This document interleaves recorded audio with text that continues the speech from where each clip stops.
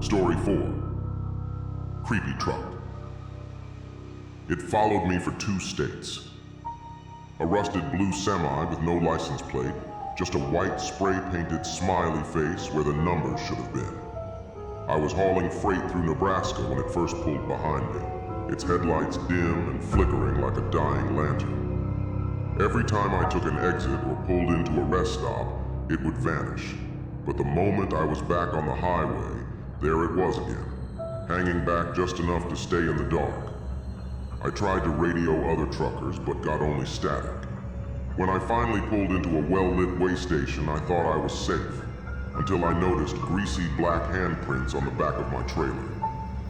Ones that weren't there before. Story 3.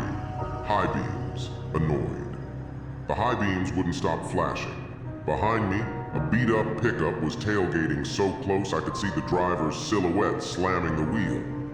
I was running a night haul through the Appalachians, twisting roads and fog curling like fingers through the trees. Every few seconds, his high beams would hit, lighting up the inside of my cab.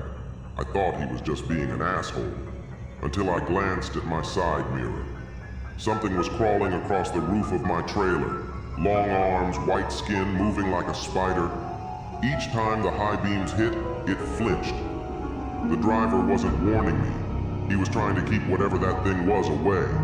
When I reached a sharp curve and the pickup veered off, the beams vanished, and so did the creature. I haven't driven that route since. Story 2. Midnight. Startled. The engine died at 12:06 a.m. on a stretch of road with no lights and no signal. Alone. I hadn't seen another car for over an hour. I climbed out to check under the hood when I saw a girl, barefoot, standing in the ditch. Her hair was soaked, her dress shredded like it had been through a storm. I asked if she needed help, but she just pointed down the road. Then she opened her mouth wide, too wide, and let out a sound like radio static mixed with screaming. I bolted back inside the truck.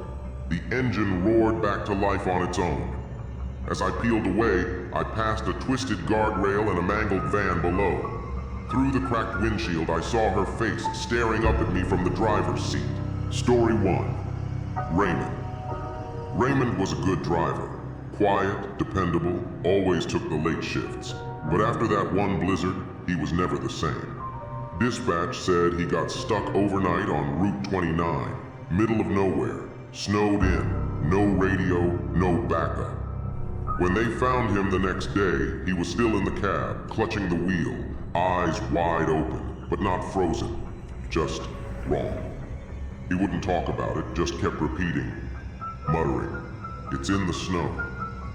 2 weeks later, his rig was found idling at a gas station in Utah, cab empty, no signs of a struggle, but the inside was packed with snow, thick and untouched, like it had been poured in from above, and written across the frost-covered windshield in perfect lines were the words, "Coldly, thanks for the ride."